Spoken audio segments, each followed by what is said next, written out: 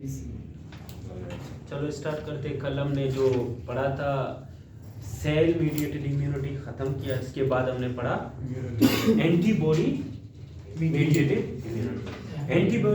Antibody mediated immunity में हमने ये पढ़ा कि एंटीबॉडीज बनते हैं। आज हम डिटेल में स्ट्रक्चर पढ़ेंगे, एंटीबॉडीज होते क्या हैं, इनका स्ट्रक्चर क्या है, किस तरह बनते हैं और किस तरह काम करते हैं। तो थोड़ा बहुत एंटीबॉडीज के बारे में सीखेंगे, फिर जाएंगे कि भी innate immunity and acquired immunity में क्या फर्क है। ठीक है, तो अभी आपको पता होना चाहिए कि एंटीबॉडीज कहाँ से बनते हैं, जो हमने डिस्कस किया था लास्ट। आप लोगों को पता है ना एंटीबॉडीज हैं वो क्या, कहाँ से बनते हैं? प्लाज्मा सेल से। प्लाज्मा सेल से कैसे बनेंगे? प्लाज्मा सेल से आपके एंटीबॉडीज कैसे बनेंगे? जब प्लाज्मा सेल्स एक्टिव हो जाएंगे। और जब प्लाज्मा सेल्स एक्टिव कैसे होंगे? प्लाज्मा सेल्स एक्टिव बन जाएंगे, वो बी लिम्फोसाइट जब एक्टिव होंगे वो प्लाज्मा सेल्स बनाएंगे, और प्लाज्मा सेल्स आपके क्या बनेंगे? एंटीबॉडी। दरअसल एंटीबॉडीज हैं खुद क्या? Antibodies are globular protein. ये क्या है आपके पास? ग्लोबुलर प्रोटीन है। ग्लोबुलर प्रोटीन्स होते हैं। ग्लोबुलर एंड कौन से शेप इनका? मोस्टली वाई शेप प्रोटीन है। ग्लोबुलर है और कौन से शेप के प्रोटीन से? वाई शेप प्रोटीन है। Globular and Y shape. ठीक है, अगर आपसे कोई पूछे बनते कहां पे, तो बनते हैं कौन से सेल्स उनको बनाता है? प्लाज्मा सेल्स बनाता है। इनकी फॉर्मेशन कहां पे होती है? प्लाज्मा सेल्स बनाता है। हाँ, अगर आप देखें एंटीबॉडीज को हम एक और चीज कहते हैं, इम्यूनोग्लोबिन। क्या कहते हैं इनको? इम्यूनोग्लोबिन। याद रहे इम्यूनोग्लोबिन को क्यों कहते हैं? क्योंकि ये इम्यूनिटी में क्या करते हैं? इम्यूनिटी प्रोवाइड करते हैं, इसी वजह से इनको इम्यूनोग्लोबिन। या इम्यूनोग्लोबिन या एंटीबॉडीज, दोनों का मतलब क्या है? सेम। ग्लोबिन आप प्रोटीन कह रहे हैं, ग्लोबिन प्रोटीन कह रहे हैं, लेकिन इनको इम्यूनोग्लोबिन क्यों कहते हैं? क्योंकि ये हमें इम्यूनिटी प्रोवाइड कर रहे हैं। क्या? इम्यूनिटी प्रोवाइड कर रहे हैं। इनका अगर देखें नेचर, अगर आपसे पूछे नेचर क्या है, ये प्रोटीन है। शेप किस तरह है? ग्लोबुलर वाई शेप प्रोटीन है। कौन से? Y shape. ठीक है, अगर आप देखें ग्लोबुलर क्या है सर? ग्लोबुलर इनका शेप है, जैसे कि हमने स्ट्रक्चर पढ़ा ना, primary structure, secondary structure, tertiary structure. Tertiary structure में जो प्रोटीन से पॉलीपेप्टाइड चेन जब कंबाइन होंगे वो एक स्ट्रक्चर बनाएंगे जिसको हम क्या बोलते हैं? ग्लोबुलर। ठीक है, ग्लोबुलर। हाँ, एंटीबॉडीज जब आप यहां तक पढ़ेंगे तो एंटीबॉडीज अगर देखिए आपके ब्लड में ये एंटीबॉडीज होते हैं और बनते हैं कहां से? ये बोन मैरो से। बोन मैरो से नहीं, प्लाज्मा सेल से। प्लाज्मा सेल्स आपके क्या बनाते हैं?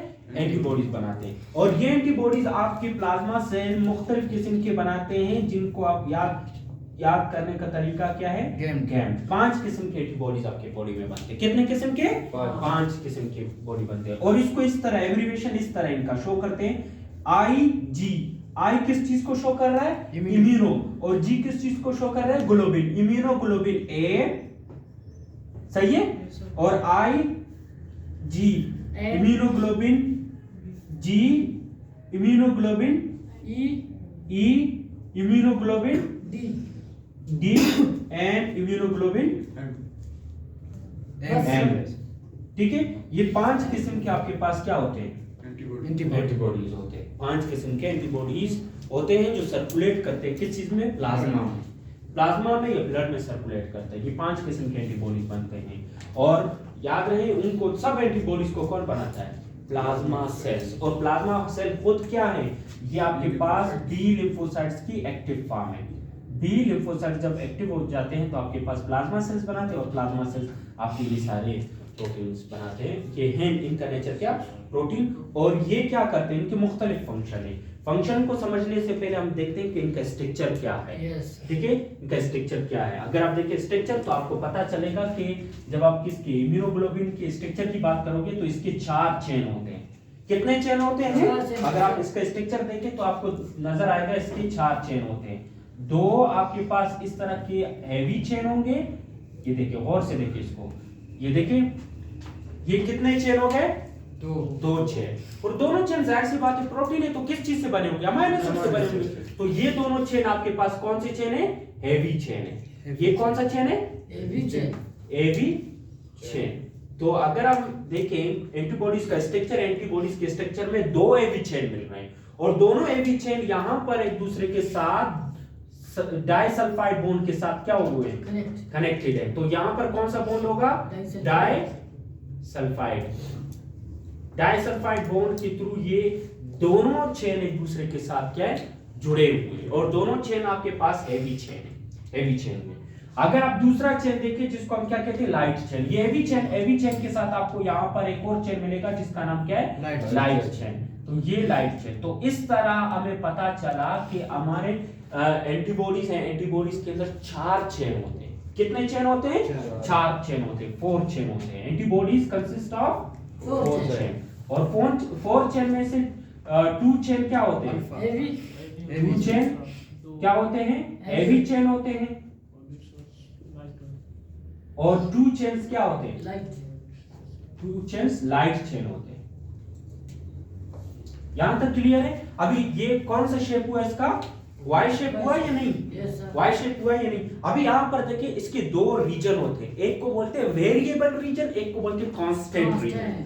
वेरिएबल रीजन क्या होता है, वो रीजन जो हर एंटीबॉडीज का डिफरेंट होगा, चेंज होगा। दूसरा कांस्टेंट रीजन, वो रीजन जो सबका क्या होगा, सेम होगा। अभी यहां से देखिए गौर से सुने, ये जो रीजन है, इस रीजन को हम क्या कहते हैं, कांस्टेंट, जिसको सी से शो कर रहा हूं। ये कौन सा रीजन है, सी रीजन मींस कांस्टेंट रीजन है। क्लियर है ये पॉइंट। और यहां पर ये जो ऊपर वाला पोर्शन है, ये कौन सा रीजन है, ये आपके पास वी रीजन है। V means variable region. तो इस तरह हमें पता चला कि इसके 2 रीजन हैं। कांस्टेंट रीजन सबका क्या होगा, सेम होगा। वेरिएबल रीजन सबका क्या होगा, चेंज होगा। और यहां पर वेरिएबल रीजन पे ये जो साइड है ना, इस साइड को क्या बोलते हैं, बाइंडिंग साइड। क्या बोलते हैं, शाबाश बताइए, बाइंडिंग साइड। बाइंडिंग साइड क्या करता है, ये वो साइड है जो किसके साथ बाइंड करता है, बताएं, एंटीजन्स के साथ बाइंड करता है। किसके साथ, एंटीजन्स के साथ बाइंड करता है। तो ये आपके पास क्या होगी, बाइंडिंग साइड। बाइंडिंग साइड वो साइड है जो एंटीजन्स के साथ बाइंड करता है। और जाहिर सी बात है ये क्या होगा, वेरिएबल होगा। मुख्तलिफ आपके पास क्या होंगे, एंटीजन्स। हर एंटीजन्स के लिए बाइंडिंग साइड क्या होगा, अलग होगा। इसी वजह से हम कहते हैं कि ये जो रीजन है ये वेरिएबल रीजन है। सब आपके इम्यूनोग्लोबिन का ये रीजन डिफरेंट होगा। और ये जो रीजन है, इस रीजन को हम क्या कहते हैं, कांस्टेंट रीजन।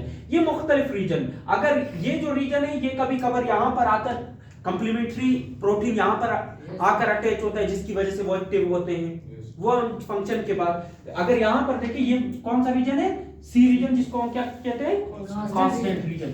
इस रीजन पे मुख्तलिफ चीजों पे आकर क्या होगा, अटैच होगा। जैसे कि अगर आप देखें, यहां पर हमने डिस्कस भी किया था, शायद याद होगा कि यहां पर कंप्लीमेंट्री प्रोटीन आकर अटैच होंगे, और कंप्लीमेंट्री प्रोटीन जब आकर अटैच होंगे तो वो क्या हो जाएंगे, एक्टिव हो जाएंगे। याद है, यस सर। हाँ, तो ये सिंपल स्ट्रक्चर है किस चीज का,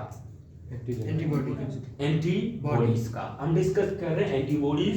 दरअसल एंटीबॉडीज हैं क्या, शाबाश, एंटीबॉडीज ग्लोबुलर प्रोटीन। क्या ग्लोबुलर प्रोटीन है, वाई शेप प्रोटीन है। इनको इम्यूनोग्लोबिन भी कहते हैं। इम्यूनोग्लोबिन क्यों कहते हैं, क्योंकि ये ग्लोबुलर प्रोटीन है, इम्यून सिस्टम में ये इन्वॉल्व होते हैं। ठीक है, हाँ। इनका अगर आप देखें, प्लाज्मा सेल्स उनको बनाते, कौन बनाते हैं, प्लाज्मा सेल्स बनाते हैं। और ये कैसे बनते हैं, बनने का प्रोसेस आप लोगों को पता है या नहीं, हाँ, जो हमने डिस्कस किया था, शायद याद होगा आप लोगों को, कि आपकी स्किन से फर्स्ट लाइन ऑफ डिफेंस जब चला जाएगा, फर्स्ट लाइन ऑफ डिफेंस जब चला जाएगा, मिसाल के तौर पर अगर कोई भी एंटीजन, कोई भी आपके पास फॉरेन पार्टिकल्स या कोई बैक्टीरिया आपके बॉडी में चला गया, तो इसके नतीजे में क्या होगा, इसके नतीजे में ये जो मैक्रोफेजेस हैं, मैक्रोफेजेस इसको क्या करेंगे, इनगल्फ करेंगे। इनगल्फ करने के बाद यहाँ पर एक सरफेस प्रोटीन होता है जिसका नाम है MHC। ये इस बैक्टीरिया को डिस्ट्रॉय करने के बाद इसका जो ये एंटीजन है, इस एंटीजन को सरफेस पे लाते हैं। कहां पे लाते हैं, सरफेस पे। और सरफेस पे लाने के बाद इसको एपीसी क्यों बोलते हैं, एंटीजन प्रेजेंटिंग सेल्स क्यों बोलते हैं, क्योंकि ये जाकर एक्टिवेट करते हैं किस चीज को, बी लिम्फोसाइट्स को। जब बी लिम्फोसाइट्स को एक्टिवेट करेंगे तो बी लिम्फोसाइट्स एक्टिव होकर क्या बनाएगा, plasma cells. And plasma cells ये सारे आपके पास क्या बनाएगा, एंटीबॉडीज बना सकता है। कभी कभार आईजीजी बनता है, कभी कभार आईजीएम बनती है, कभी कभार आईजीए बनता है। ठीक है, हाँ, एक पॉइंट याद रखनी है कि ये जो है ना, इन सब के बारे में आपके बुक में तो नहीं लिखा है, सिर्फ आपके बुक में इनके नाम्स लिखे हैं। लेकिन आप लोग अगर जानना चाहते हैं कि ये इनका क्या क्या रोल है, तो मैं थोड़ा बहुत बताऊंगा। लेकिन बताऊं या नहीं, जरूरी में से नहीं है। यहाँ तक आप लोगों को क्लियर है? हाँ, अगर आप इन सब के बारे में थोड़ा बहुत सीख ले तो आपको पता होना चाहिए आईजीजी आपको 2 पॉइंट इसके बारे में पता होना चाहिए। मोस्ट अबंडेंट यही है। मोस्ट अबंडेंट का क्या मतलब है? शाबाश बताएं। सबसे ज्यादा पाया जाने वाला आईजीजी है। और एक और पॉइंट याद रखनी है कि ये आईजीजी आपका वो एंटीबॉडी है जो क्रॉस करता है कहां से? प्लेसेंटा को। प्लेसेंटा को क्रॉस करेगा। जब प्लेसेंटा को क्रॉस करेगा तो ये मदर टू चाइल्ड ये क्या हो सकता है? ट्रांसफर। मदर टू चाइल्ड आएगा। ये वाइड एंटीबॉडी है जो मदर टू चाइल्ड है। अगर आपसे कोई पूछे कि बच्चे में अगर एंटीबॉडी है तो वो कौन सा एंटीबॉडी है? जब बच्चा में आईजीजी है। क्यों है? क्योंकि अगर मदर में ये सारे एंटीबॉडीज अगर हैं बट ये सब क्रॉस नहीं करेंगे, ये वाहिद क्रॉस करेगा, वो क्या है? आईजीजी है। क्यों? क्योंकि ये प्लेसेंटा को क्रॉस करेगा और बच्चे में ट्रांसफर हो सकता है। ओके, क्लियर है? ये हो गया। इसके बारे में सिर्फ इतना पॉइंट याद रखनी है, ठीक है? और आप लोगों को पता है आईजीजी कंप्लीमेंट्री प्रोटीन्स को एक्टिवेट करने वाला भी यही है। ये क्या करेगा? कंप्लीमेंट्री जो प्रोटीन्स है ना उनको एक्टिवेट करने वाला यही है। याद है मैंने कहा था कि आपका सबसे पहले कंप्लीमेंट्री प्रोटीन ए आएगा, वो एक्टिवेट करेगा 2 कंप्लीमेंट्री प्रोटीन 1 फिर 2 4 को इस तरह वो चलता जाएगा। लेकिन उसको कंप्लीमेंट्री प्रोटीन को 1 है उसको एक्टिवेट कौन करेगा? आईजीजी। यस। दूसरा कभी कभार पूछते हैं आईजीए के बारे में। आईजीए के बारे में पता होना चाहिए कि ये वो एंटीबॉडीज है जो आपके मोस्टली सीक्रेशंस के अंदर होता है। सीक्रेशंस मींस आपकी बॉडी में सीक्रेशन क्या होते हैं? सलाइवा में। सलाइवा में कौन सा एंटीबॉडी होता है? आईजीए। इसके अलावा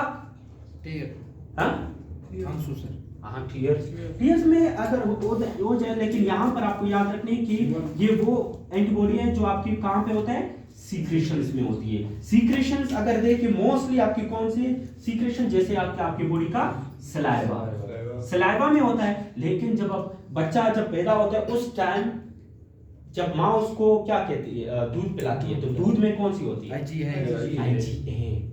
आईजीए। तो इसका मतलब है मिल्क में भी यही है। मिल्क में कौन सा है? आईजीए। और प्लेसेंटा से कौन पास होता है? आईजीजी। तो इसका मतलब है न्यू जो बच्चा पैदा होता है इसमें ये दोनों एंटीबॉडीज होते हैं। ओके, क्यों? क्योंकि आईजीए को कहां से मिल रहा है? मिल्क से। और आईजीजी प्लेसेंटा से। तो ये दोनों बच्चों में ट्रांसफर हो सकते हैं, ठीक है? ये मिल्क से, ये प्लेसेंटा से। ओके, क्लियर है? ये पॉइंट क्लियर है? ये आपके पास ये पॉइंट्स पता होने चाहिए। इसके बाद आप आईजीई की बात करें, ठीक है? यहां पे लिखो। अभी आईजीई की बात करते हैं। आईजीएम के पहले आईजीएम के बारे में क्या पता होना चाहिए? सबसे लार्जेस्ट, सबसे बड़ा, सबसे वजनी आपका कौन सा है? आईजीएम। ये पॉइंट याद रखनी है कि ये क्या है? लार्जेस्ट है, लार्जेस्ट आपके पास एंटीबॉडी है। हेवीएस्ट बॉडी कह सकते हैं, एंटीबॉडी है, हेवीएस्ट कह सकते हैं। और पोटेंट है। पोटेंट समझते हो? पोटेंट एंटीबॉडी भी यही है। पोटेंट एंटीबॉडी का क्या मतलब है? नहीं, ज्यादा काम करने वाला सर। हाँ, जो सबसे ज्यादा काम करे। क्यों? क्योंकि जब आप किसकी बात करते हो? आईजीएम की बात करते हो ना, इसके आपको कितने इस तरह के 5 आपको क्या मिलेंगे इस तरह के? शायद मैंने वो फर्स्ट ईयर वालों को पढ़ाया था, याद होगा? याद है सर। इस तरह के 5 आपको एंटीबॉडी मिल जाएंगे। 1 2 3 4 5। तो इसके बाइंडिंग साइट कितने होंगे? 10 बाइंडिंग साइट होंगे। एट अ टाइम ये 10 एंटीबॉडीज के साथ क्या होगा? अटैक करेगा। तो सबसे ज्यादा ये होगा ना पावरफुल, तो पोटेंट है। बाकी अगर आप इनकी देखें, इनके पास इतना नहीं होता। एक डायमर होता है, एक के अंदर सिर्फ मोनोमर होता है। मोनोमर मींस एक इस तरह का वाई शेप का प्रोटीन हो जाए, ठीक है? इसमें कितने? 5 है। तो इसी वजह से इसको पेंटामर बोलते हैं। क्या बोलते हैं? पेंटामर, ठीक है? तो ये हाँ, सबसे पहले कौन सा एंटीबॉडी बनता है? जब कोई हमारी बॉडी में कोई पैथोजन चला जाता है तो सबसे कौन सा पहले बनता है? आईजीएम। तो फर्स्ट आपका एंटीबॉडीज यही बनता है। यहाँ पर नजर आए? फर्स्ट एंटीबॉडी यही बनता है। यहाँ से आपको कौन कौन सी चीजें पता चली? कि कौन सा एंटीबॉडी फर्स्ट बनता है? आईजीएम। कौन सा प्लेसेंटा से क्रॉस होता है? IgG। और कौन सा सीक्रेशंस में होती है? आईजी है ए, ठीक है। और सबसे हेवीएस्ट कौन सा है? IgM। सबसे पोटेंट कौन सा है? IgM। और फर्स्ट सबसे कौन सा पहले बनता है? IgM। आईजीएम, ठीक है। ये पॉइंट क्लियर है। हाँ, आईजीडी के बारे में इतना इंफॉर्मेशन नहीं है, लेकिन आईजीई बहुत इंपॉर्टेंट है। आईजीई वो फर्स्ट एंटीबायोटिक एंटीबॉडीज है, वो एंटीबॉडी है जो एलर्जी में इन्वॉल्व है। क्या है? ई से याद रखनी है, एलर्जी। कौन सा एंटीबॉडी जो एलर्जी में इन्वॉल्व है? आईजी। अगर किसी को मिसाल के तौर पर अस्थमा है, अस्थमा का नाम सुना है? अस्थमा का नाम सुना है, या नजला के बारे में तो सुना होगा। ये इसको क्यों है? क्योंकि उसके बॉडी में आईजीई बन रहा है। हमारे बॉडी में भी आईजीई बनती है। कभी कभार फूड पॉइजनिंग होता है, कभी कभार एलर्जी होती है, तो एलर्जी में कौन सा एंटीबॉडी बनता है? आईजी।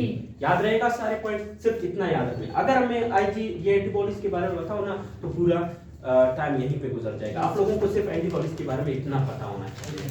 ओके, ये पूरा आप नोट करें, ये सारे पॉइंट्स अपने पास रख ले, ये एंटीबॉडी के लिए इंपॉर्टेंट है। ओके, इसका पिक्चर ले लें, देन हम आगे जाएंगे। सर जी, इसका सर कौन सा टर्शियरी होगा सर? कौन सा? एंटीबॉडी सर या सेकेंडरी सर? सेकेंडरी नहीं है, टर्शियरी है ना, रेगुलर टर्शियरीज होते हैं। Zoom basic। लिखा? चलो एंटीबॉडीज तो कितने चेन होते हैं? शाबाश बताएं। चार। कितने चेन होते हैं? चार। चार चेन। और चारों चेन एक दूसरे के साथ कैसे जुड़े होंगे? वो डाइसल्फाइड। Disulphide bond. आपने नहीं कहा सर यहाँ पर भी तो डाइसल्फाइड बॉन्ड होगा, तो यहाँ पर भी डाइसल्फाइड बॉन्ड होंगे और यहाँ पर हाँ। अब ये लाइट चेन और एवी चेन ये भी डाइसल्फाइड बॉन्ड से जुड़े होंगे, यहाँ पर भी डाइसल्फाइड बॉन्ड है, तो डाइसल्फाइड बॉन्ड के साथ ये जुड़े होंगे। अब एंटीबॉडी में 3 डाइसल्फाइड बॉन्ड हो सकती है। क्या? नहीं, वो पेंटामर पे ज्यादा है ना। नहीं ज्यादा नहीं, होंगे। एक एंटीबॉडी। एक एंटीबॉडी नहीं, एक यहाँ पे, एक यहाँ पे, एक यहाँ पे, और यहाँ पर भी एक, बहुत ज्यादा है। मतलब ज्यादा। हाँ, ज्यादा हो सकते हैं। ये हुआ। अभी मुझे बताएं, अगर एमसीक्यूज आया कि कितने किस्म के एंटीबॉडीज होते हैं, तो आप क्या लिखेंगे? 5। गेम दिया, याद है सर। याद है हमेशा। गेम आईजीजी सबसे ज्यादा भी यही पाया, AMEND। जी प्लेसेंटा से पास होते हैं सर। हाँ, जी प्लेसेंटा से पास होता है, ठीक है। ये बेटा अभी हम देखते हैं कि फंक्शन क्या है एंटीबॉडीज के, ठीक है। पता है एंटीबॉडीज के फंक्शन, ठीक है। एक फंक्शन तो आपको पता होगा, बट हम बाकी फंक्शन देखेंगे कि एंटीबॉडीज का फंक्शन क्या है। न्यूट्रलाइज करता है, न्यूट्रलाइजिंग एंटीबॉडीज भी होते हैं। अगर फंक्शन देखें ना, फंक्शंस ऑफ एंटीबॉडीज एंटीबॉडीज, ठीक है। पहला अगर फंक्शन देखिए, गौर से देखिए, ये क्या करता है? न्यूट्रलाइज करता है। क्या करता है? न्यूट्रलाइज करता है।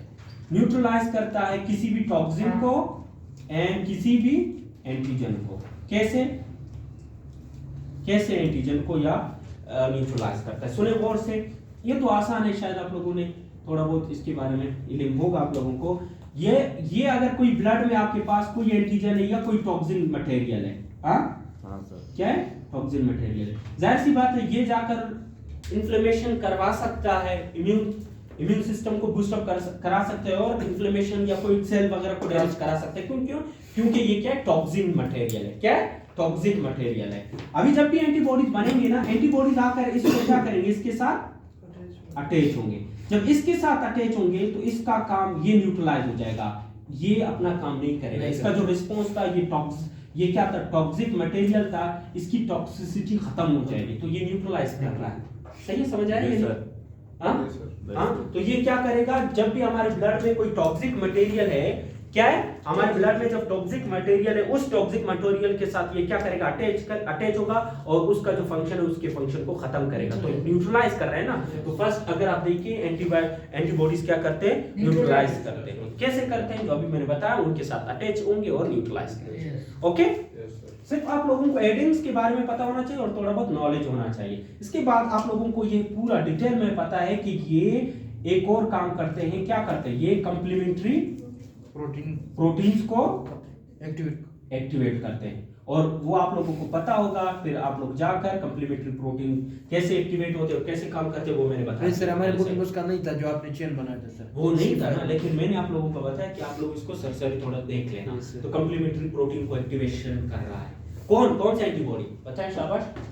जी आईजीजी बेटा, आईजीजी मोस्टली आईजीजी आपकी कम्प्लीमेंट्री प्रोटीन को क्या करेगा, एक्टिवेट करेगा। ठीक है, समझ आया ये पॉइंट।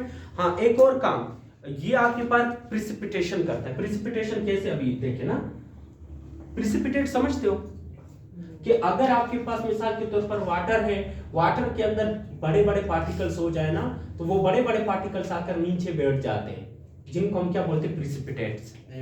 ठीक है, हैवी मटेरियल नीचे बैठ जाते हैं, जिनको हम क्या कहते हैं, प्रिसिपिटेट्स। अभी यहाँ पर गौर से सुने, अगर आपके पास कोई आपके पास वही एंटीजन से बड़े, मिसाल के तौर पर कभी कभार फ्री एंटीजन्स होते हैं ब्लड में, क्या होते हैं, फ्री एंटीजन्स। अगर ये फ्री एंटीजन्स कहां पे, ब्लड में कौन सा है, ये मिसाल के तौर पर फ्री एंटीजन है। या आपके पास फ्री एंटीजन ना समझे इसको, अगर आपके पास कोई बैक्टीरिया है, ठीक है, बैक्टीरिया के ऊपर ये बैक्टीरिया है और इस बैक्टीरिया के ऊपर ये एंटीजन्स है, ठीक है। अगर आपकी बॉडी में एंटीबॉडी बन गया, एंटीबॉडी जाकर इनके साथ क्या करेगा, अटैच होगा। जब एंटीबॉडी और एंटीजन अटैच होंगे तो ये हेवी होगा कि नहीं होगा, तो ये प्रिसिपिटेट होगा। क्या होगा, ब्लड में प्रिसिपिटेट होगा, जिसकी वजह से इसकी फ्लो कम होगी और ये न्यूट्रलाइज होगा। प्रिसिपिटेशन इसकी होगी, क्या होगी, प्रिसिपिटेशन होगी। Precipitation of what, free antigens, ठीक है, फ्री एंटीजन्स या कोई पैथोजन वगैरह की क्या करेगा, प्रिसिपिटेशन करेगा। समझ आ रहा है ये पॉइंट।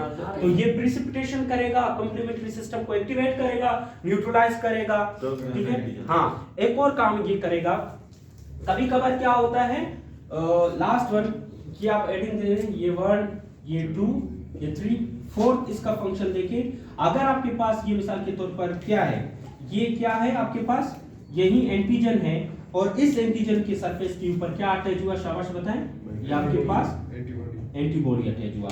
और एंटीबॉडी के ये जो बाइंडिंग साइट हुआ, बाकी ये साइट इसका फ्री है, इस साइट पे कभी कभार आकर ये क्या अटैच हुआ है, मैक्रोफेज। क्या, मैक्रोफेज अटैच हुआ है, तो मैक्रोफेज इसको अटैच होने के बाद क्या करेगा, फेगोसाइटोसिस करेगा। इसका मतलब है ये फैसिलिटेट कर रहा है, क्या कर रहा है, फैसिलिटेट कर रहा है किस चीज को, फेगोसाइटोसिस को। हाँ बस ये चार ठीक है सर। हाँ, बस ये 4 फंक्शन याद रहेंगे, बिल्कुल आपको याद रहनी चाहिए कि पहला एंटीबॉडी का क्या फंक्शन है, एंटीबॉडी न्यूट्रलाइज करता है टॉक्सिक मटेरियल्स को, एंटीबॉडी कंप्लीमेंट्री सिस्टम को एक्टिवेट करता है, एंटीबॉडी प्रिसिपिटेट करता है, जो फ्री एंटीजन से या टॉक्सिक मटेरियल से उनको प्रिसिपिटेट करता है। प्रिसिपिटेट का मतलब है कि वो नीचे बैठ जाते हैं, उनकी फ्लो कम होती है, तो मटेरियल्स फ्लो नहीं करते वो और उनका टॉक्सिक इफेक्ट खत्म हो जाता है। तीसरा इफेक्ट अगर आप देखें कि चौथा, ये क्या कर रहा है, मैक्रोफेजेस के साथ अटैच ओके, ये क्या कर रहा है, फेगोसाइटोसिस को फैसिलिटेट कर रहा है। क्या कर रहा है, लास्ट वन, फैसिलिटेट का मतलब है बढ़ा रहा है, क्या कर रहा है, इंक्रीज कर रहा है फेगोसाइटोसिस। अगर आप ये लास्ट वाला ये है कि ये आपके पास क्या है, बैक्टीरिया है, बैक्टीरिया के सरफेस के ऊपर एंटीजन है और एंटीजन के ऊपर क्या कर, वैसे फेगोसाइटोसिस करता है मैक्रोफेजेस, लेकिन जब एंटीबॉडी अटैच होंगे, जैसे कि ऑप्सोनिन डिलीशियस बना रहा है, ये भी थोड़ा बहुत क्या कर रहा है, फैसिलिटेट कर रहा है, मसाला ला रहा है, ताकि जल्द से जल्द इसकी क्या हो जाए, फेगोसाइटोसिस। ये बैक्टीरिया है, बैक्टीरिया के ऊपर क्या अटैच हुआ, एंटीबॉडी अटैच हुआ। अभी ये मैक्रोफेजेस देखेंगे, अच्छा मैक्रोफेज ये क्या है, एंटीबॉडी है, तो जल्द से जल्द आकर इसको क्या करेंगे, इनगल्फ करेंगे, फेगोसाइटोसिस करेंगे। तो अगर एमसीक्यूज आया, क्या फेगोसाइटोसिस को इनहांस करते हैं एंटीबॉडीज, इनहांस मींस इंक्रीज करते हैं, यस करते हैं।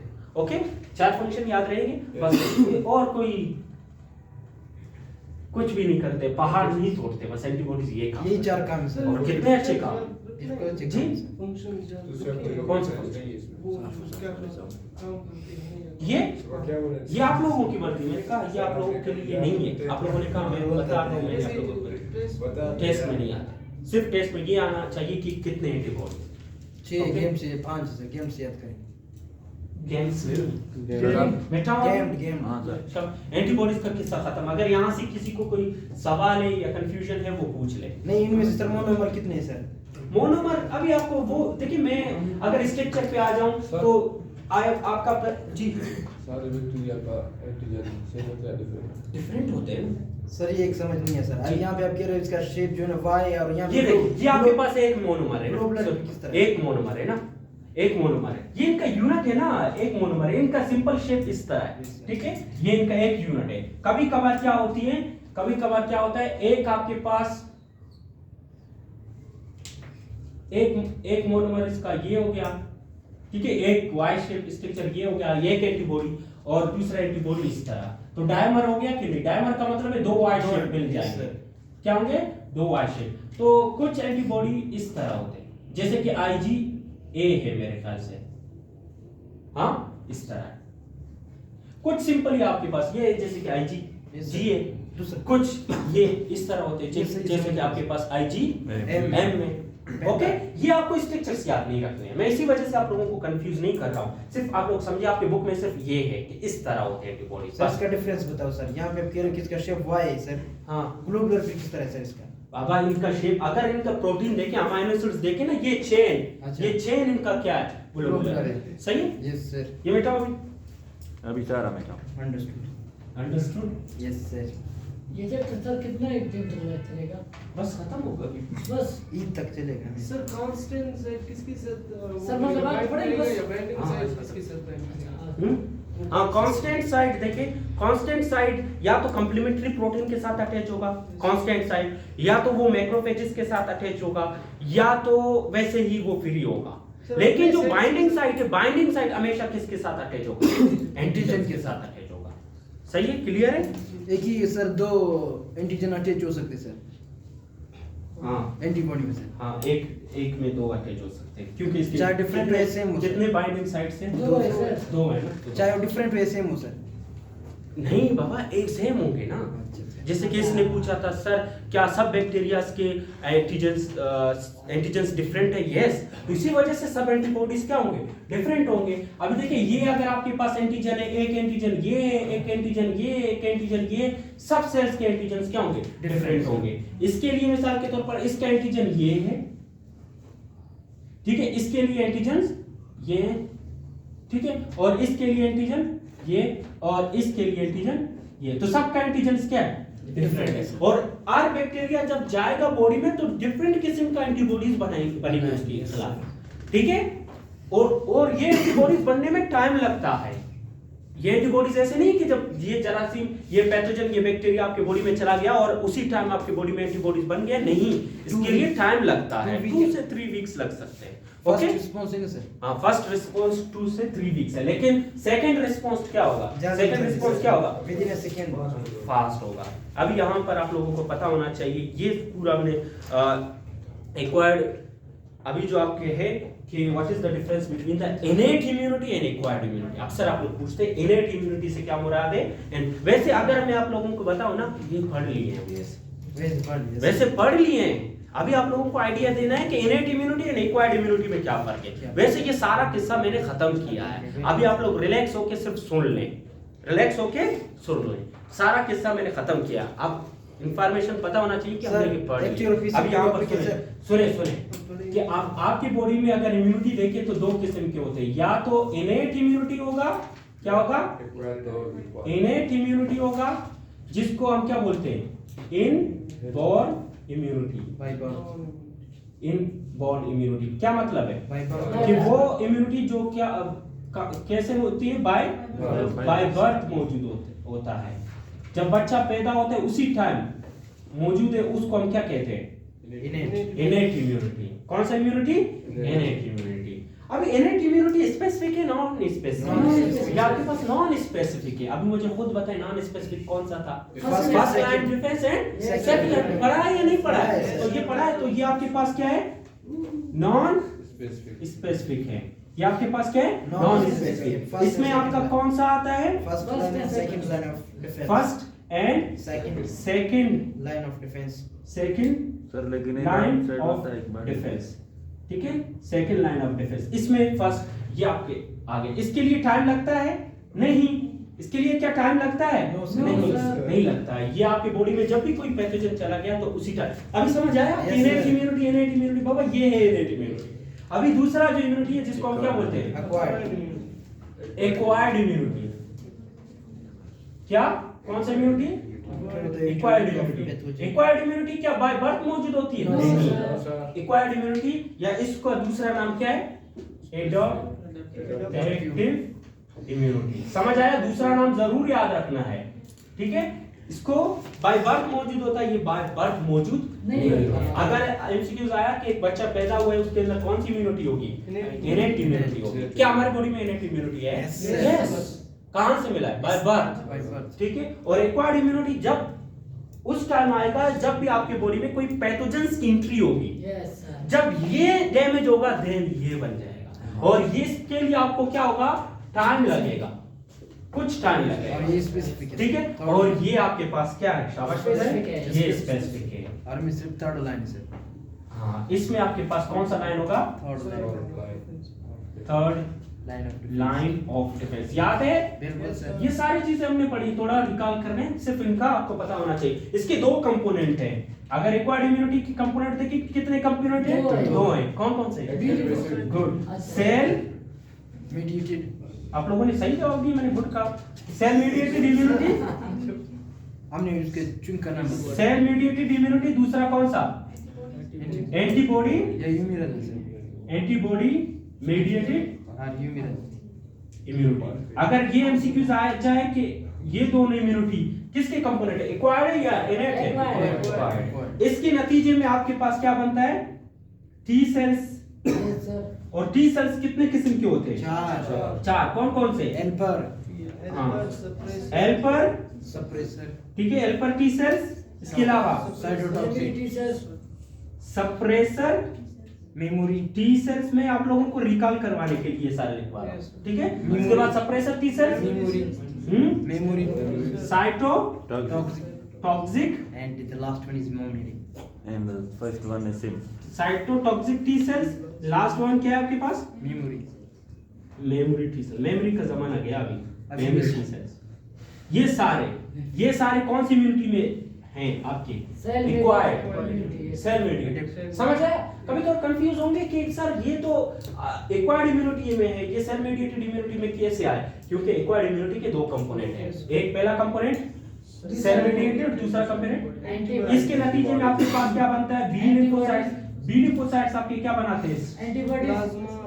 हाँ, बी लिम्फोसाइट्स आपके पास प्लाज्मा सेल्स बनाएंगे, मेमोरी सेल्स। और दूसरा आपके पास मेमोरी सेल्स बनाएंगे। और प्लाज्मा सेल्स आपके पास क्या बनाते हैं? गेम्ड बनाते हैं। गेम्ड मींस ये सारे एंटीबॉडीज बनाते हैं, ठीक है? समझ आया ये पॉइंट? क्लियर है? अभी एक्वायर्ड में और इनेट में कोई मसला नहीं है। अभी देखिए एक्वायर्ड में, इनेट में कैसे होता है? इनेट में आपका सबसे पहले नॉन स्पेसिफिक है।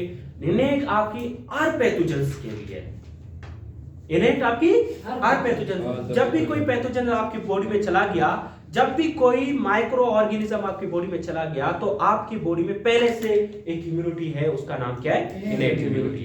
तो बाय बर्थ बच्चे में जो ये इम्यूनिटी है, इनेट इम्यूनिटी की वजह से आपके पास क्या बनता है? Acquired immunity. ये आपके पास नॉन स्पेसिफिक है। ये innate immunity for all organism, all micro organism, सारे ऑर्गेनिज्म के लिए। लेकिन ये सिर्फ किसके लिए? स्पेसिफिक माइक्रो ऑर्गेनिज्म के लिए। क्या है? Specific micro organism. और स्पेसिफिक माइक्रो ऑर्गेनिज्म को कैसे पहचानेगा? बताएं, शाबाश। स्पेसिफिक माइक्रो ऑर्गेनिज्म को कैसे पहचानेगा? Bye antigens. अगर आपसे कोई पूछे एंटीजेंस की वजह से कौन सा इम्यूनिटी आता है? एक्वायर्ड आता है, इनेट आता है? एक्वायर्ड। समझ आया? ये सारे पॉइंट्स आप लोग याद रहे कि एंटीजन की वजह से हमारी एक्वायर्ड इम्यूनिटी आती है, ठीक है? इनेट इम्यूनिटी तो पहले से मौजूद है। ओके, स्किन कट होगी, कट होने के बाद नीचे जो बैठते हैं वो क्या बैठते हैं? स्किन के नीचे आपके क्या मैक्रोफेजेस। तो मैक्रोफेजेस आपके इनेट इम्यूनिटी में आते हैं या नहीं? इसका मतलब है इसके अगर आप कंपोनेंट देखिए, इसके कंपोनेंट में आपकी दो चीजें आती है। एक तो मैक्रोफेजेस आते हैं, न्यूट्रोफिल, दूसरा आपके पास न्यूट्रोफिल्स आते हैं। नेचुरल किलर सेल, ठीक है? समझ आया? मेन कंपोनेंट इसके ये है, मेन कंपोनेंट ये है। क्लियर समझ आया?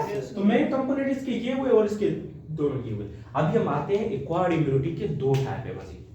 Active passive. एक होता है एक्टिव, एक है पैसिव। पैसिव। और एक्टिव में भी दो हैं, एक होता है नेचुरल एक्टिव, एक होता है आर्टिफिशियल एक्टिव। Yes. पैसिव में भी दो हैं, Natural, एक होता है नेचुरल। artificial। और बिल्कुल आसान है, ये परेशान नहीं होना है, ये आप लोगों को पहले से पता है मेरे ख्याल से, पहले से ये पहले से पता Yes, था, sir। वो भी पहले से पता होगा। ये इनका पिक ले ले, फिर अभी हम आगे जाएंगे। इनका पिक ले ले, शाबाश। Okay sir. इसका Yes, sir। स्क्रीनशॉट ले लें क्या आपने नहीं दी। मजा आ रहा है? Yes sir. हाँ, अभी सर, सर समझ में नहीं सर इतनी दिनों से रंजना क्या मजा आ रहा है सर? बताओ अभी। एक इजी चीजें पढ़ रहे सर। तो ये सारी चीजें पढ़ लेंगे। Yes sir. अभी हम आते हैं किसकी बात करते हैं, active and passive. And passive. दो जो टाइप है किसके, एक्वायर्ड के, किसके, एक्वायर्ड इम्यूनिटी के। एक्वायर्ड इम्यूनिटी में दो चीजें आती है, एक होता है एक्टिव, एक होता है आपके पास Passive। पैसिव। अब सबसे पहले अगर आप देखिए यहाँ पर लिखें टाइप ऑफ एक्वायर्ड इम्यूनिटी, अगर आप देखें तो इसमें आपके पास एक्टिव, एक आता है एक्टिव, एक आपके पास क्या है, active acquired immunity. Passive. Active कभी कभार आपको मिलेगा एडॉप्टेटिव इम्यूनिटी या एक्वायर्ड इम्यूनिटी, दोनों का मतलब क्या है, सेम है सर। सेम है। और पैसिव एडॉप्टेटिव इम्यूनिटी। इम्यूनिटी, सही है ना ये? हाँ, एक्टिव में आपके पास दो होते हैं, एक आपके पास क्या है, नेचुरल एक आर्टिफिशियल। एक्टिव, दूसरा क्या आपके पास, आर्टिफिशियल। आर्टिफिशियल है। ठीक है। और पैसिव में भी आपके पास दो हैं, एक आपके पास क्या है, नेचुरल पैसिव, दूसरा आपके पास क्या है, natural artificial passive sir. Sorry हाँ आर्टिफिशियल आर्टिफिशियल पैसिव। क्या है एक्टिव पैसिव? ये एक्टिव वाइज है, पैसिव वाइज नहीं है। ये दूसरी। एक्टिव का मतलब है कि आपका बॉडी बना ले खुद उसको, समझ आए? एक्टिव का मतलब है आपका बॉडी खुद बना ले। पैसिव का मतलब है आपका बॉडी नहीं बना ले, लेकिन दूसरे के बॉडी में बन जाए और वो आपके बॉडी में हम किसी न किसी तरीके से या किसी न किसी तरीके से आपकी बॉडी में आ जाए, उसको हम क्या बोलते हैं, पैसिव। सुने, बाय वैक्सीन। अगर एक बंदा है, सुने एक बंदा है, इस बंदे के बॉडी में खुद बन रहा है, इस बंदे के बॉडी में एक्वायर्ड इम्यूनिटी खुद आ रहा है, और दो तरीके से आ रहा है, या हम कर रहे हैं या खुद पैथोजेंस कर रहे हैं। इस बंदे की बॉडी में एक्वायर्ड इम्यूनिटी खुद बन रहा है। पहला, या तो कोई स्पेसिफिक बैक्टीरिया जा रहा है। Yes sir. जब भी कोई स्पेसिफिक बैक्टीरिया खुद गया और इसके बॉडी में खुद एंटीजन खुद एंटर हुआ, और इसके नतीजे में इसके बॉडी में क्या बन गया, एंटीबॉडीज बन गया। क्या हमने कोई यहाँ पर कुछ रोल किया? No, sir। कौन कर रहा है? नेचर कर रहा है ना, तो इसको बोलते हैं नेचुरल एक्टिव एक्वायर्ड इम्यूनिटी। समझ आया? नेचुरल एक्टिव एक्वायर्ड इम्यूनिटी में क्या होती है कि कोई माइक्रो ऑर्गेनिज्म की क्या होती है, एंट्री होती है, और उसकी एंट्री के नतीजे में हमारी कौन सी इम्यूनिटी बनता है, एडॉप्टेटिव इम्यूनिटी। क्या होती है, एडॉप्टेटिव इम्यूनिटी बन जाती है, जिसकी वजह से एक्टिव होती है, और इसकी वजह से क्या बनते हैं, एंटीबॉडीज, या आपके पास टी सेल्स बनते हैं। तो इसको हम क्या बोलते हैं, शाबाश बताएं, natural active acquired immunity. Natural क्यों कह रहे हैं, क्योंकि नेचर ही कर रहे हैं। नेचर का मतलब है कोई माइक्रो ऑर्गेनिज्म खुद आ रहा है। एक्टिव क्यों कह रहे हैं, क्योंकि हमारा बॉडी खुद उसको बना रहा है, खुद अगर एमसीक्यूज आ जाए कि खुद एंटीबॉडीज बन गए किसी भी बॉडी के अंदर, तो खुद बन गए, खुद बॉडी बना रहे हैं, खुद उसके खुद के एंटीबॉडीज, क्या बी लिम्फोसाइट और टी लिम्फोसाइट बना रहे हैं, एंटीबॉडीज या टी सेल्स बना रहे हैं, तो उसको एक्टिव कहेंगे या पैसिव कहेंगे, एक्टिव कहेंगे। और एक्टिव में नेचुरल माइक्रो ऑर्गेनिज्म खुद गया, तो उसकी वजह से हम क्या कहेंगे, नेचुरल एक्टिव। अगर ये नतीजा छोड़े, अगर हम ये तो पहला केस था ना, दूसरा केस अगर देखें, हम क्या करेंगे, इस बैक्टीरिया को जाने नहीं दे रहे हैं, इस बैक्टीरिया को पकड़ के लेबोरेटरी में इसके एंटीजन्स को देखकर इसी तरह के एंटीजन्स को हमने दोबारा इसकी बॉडी में क्या किया, इंटर किया। किसने इंटर किया? हमने। तो नेचर ने इंटर किया? नहीं, हमने इंटर किया। तो हम तो आर्टिफिशियल कर रहे हैं ना। तो हमने क्या किया, इसी के एंटीजन्स को देखकर या इसी के एंटीजन्स को वीक करके इसकी बॉडी में क्या किया, इंटर किया। और इंटर करने के बाद इसका बॉडी खुद क्या बना रहा है, एंटीबॉडीज बना रहा है। तो इन दोनों केस में क्या डिफरेंट है? इस केस में नेचर की यानी नेचुरल माइक्रो ऑर्गेनिज्म एंट्री हो रही है, नेचुरली बाय नेचुरली कोई भी पैथोजन, कोई भी जरासीम आपके बॉडी में जा रहा है और उसकी वजह से ये बॉडी एंटीबॉडीज बना रहा है। लेकिन यहाँ पर केस क्या है, यहाँ पर हम खुद एंटीजन इंटर करवा रहे हैं और इसको हम क्या बोलते हैं, वैक्सीन। क्या वैक्सीन, या इस प्रोसेस को क्या बोलते हैं, वैक्सीनेशन। तो यानी वैक्सीनेशन से आपके पास कौन सा इम्यूनिटी बनता है, आर्टिफिशियल एक्टिव एक्वायर्ड इम्यूनिटी। याद रहे, वैक्सीनेशन से नेचुरल नहीं बनती। तो यहां पर हम किसके थ्रू, वैक्सीनेशन के थ्रू हम क्या कर रहे हैं, इम्यूनिटी को बूस्ट अप कर रहे हैं, इम्यूनिटी बन रही है बाय वैक्सीनेशन। वैक्सीनेशन का क्या मतलब है, हम उस एंटीजन्स को वीक करके या उसको डेड करके उसकी बॉडी में इंटर कर रहे हैं, जिसकी वजह से इसका बॉडी क्या बना रहा है, एंटीबॉडी। समझ आ रहा है ये पॉइंट? तो वैक्सीनेशन में हम क्या करते हैं, किसी भी एंटीजन को वीक करके बॉडी में फिर क्या करते हैं, इंटर करवाते हैं और उसकी वजह से उसका बॉडी में क्या बनती है, एडॉप्टेटिव इम्यूनिटी। क्या ये हम कर रहे हैं या नेचुरली हो रही है? आप कर रहे हैं, मैं कर रहा हूं। तो इसी वजह से इसको क्या बोलते हैं, आर्टिफिशियल एक्टिव। समझ आया? Artificial active and natural active में क्या फर्क है?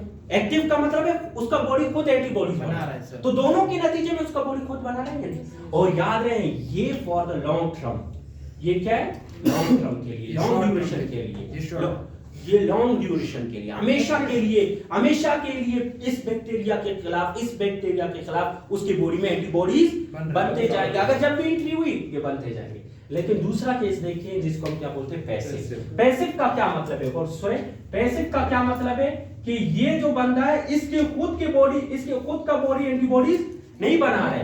हम क्या कर रहे हैं, दूसरे बंदे से क्या कर रहे हैं, इसका बॉडी एंटीबॉडीज बना रहे हैं, हम इसके एंटीबॉडीज को इसके अंदर इंजेक्ट कर रहे हैं। बेबी टू मदर नहीं सर, मदर टू बेबी क्या, मदर टू बेबी। अब यहाँ पर देखिए, ये तो मदर टू बेबी का किस्सा हो गया, लेकिन क्या सिर्फ मदर टू बेबी होगा? नहीं। यहाँ पर सुने, एक्टिव में क्या होगा, एक्टिव में उसका बॉडी खुद एंटीबॉडीज बनाएगा, पैसिव में किसी और से लेगा। तो इसका मतलब है पैसिव में क्या होगी कि एंटीबॉडीज जो होंगे वो क्या होंगे, ट्रांसफर करेंगे हम from other person, one person to another person, and other person। हम क्या करेंगे कि एंटीबॉडी, पैसिव में क्या होंगे, एंटीबॉडीज ट्रांसफर होंगे एक शख्स से दूसरे शख्स में, लेकिन एक्टिव में क्या होंगे, एंटीबॉडीज उसके खुद के बॉडी में बनेंगे। समझ आया एक्टिव और पैसिव में? ठीक है। अभी यहां पर ये जो ट्रांसफर है ना, ये ट्रांसफर दो तरीके से होगा, या तो नेचुरल या तो आर्टिफिशियल। नेचुरल का मिसाल वही है जब वो मदर के जो यूट्रस है उसके जो बच्चा है जिसको फीटस बोलते हैं, फीटस का और मदर का जो एंटीबॉडीज है वो प्लेसेंटा के थ्रू पास होगा।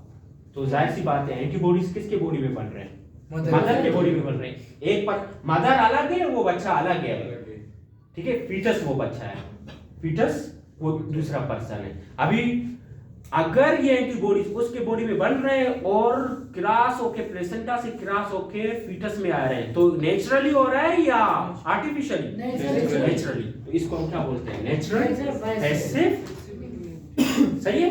तो लेकिन ये भी क्या है, एक्वायर्ड है ना, ये भी क्या है, एक्वायर्ड है। इसकी बेस्ट मिसाल आपके पास क्या है, मदर टू चाइल्ड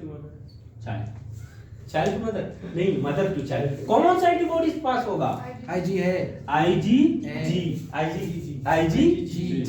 सिर्फ आईजीजी।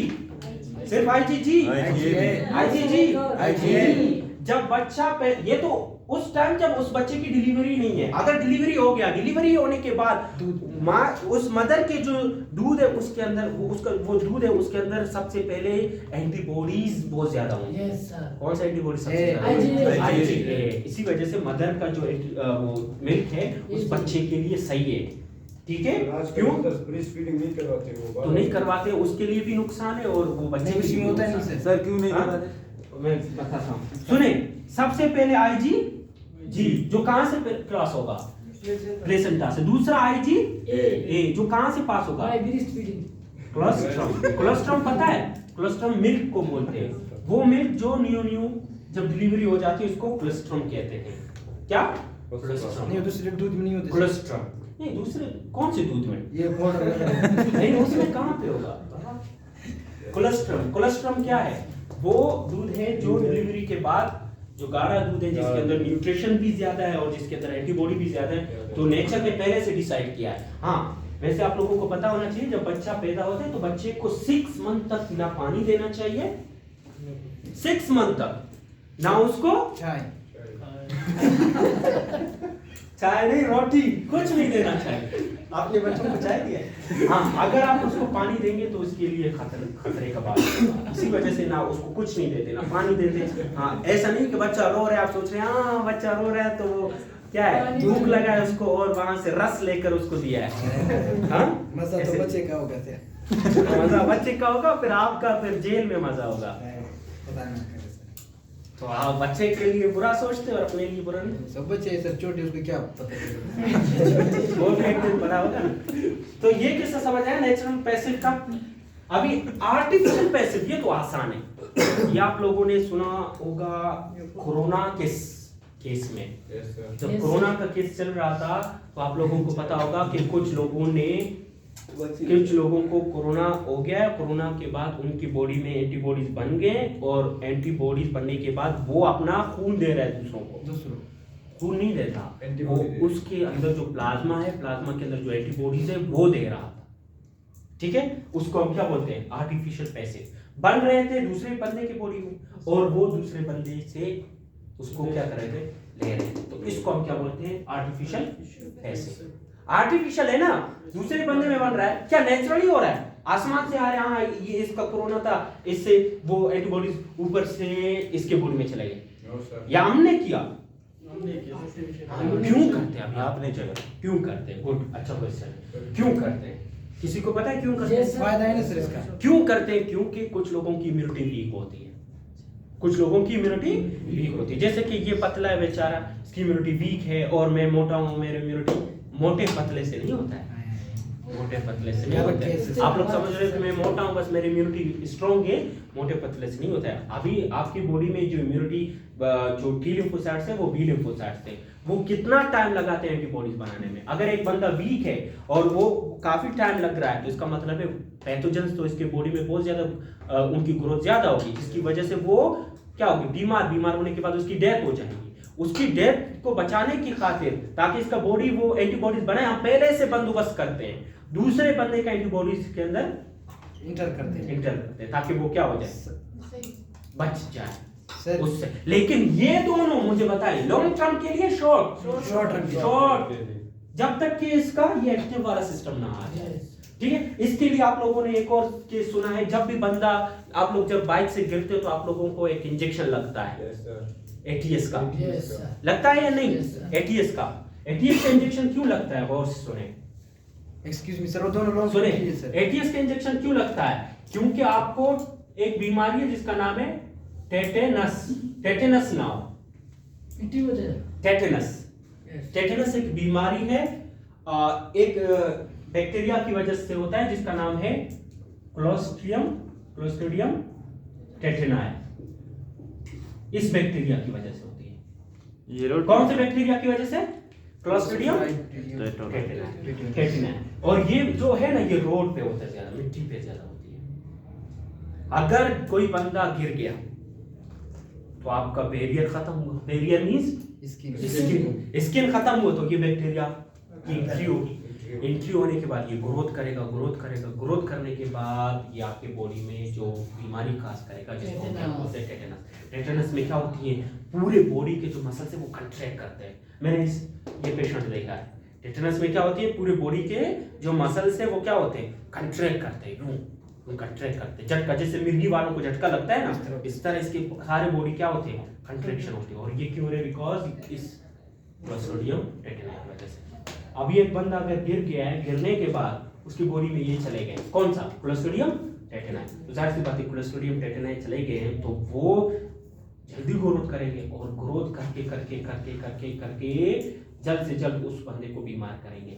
लेकिन अगर वो बंदा गिर गया, हम लगाएं उसको वैक्सीन टाइम लगता है, वैक्सीनेशन टाइम लगता है, तो उसके लिए हमें पहले से एंटीबॉडीज तैयार हो।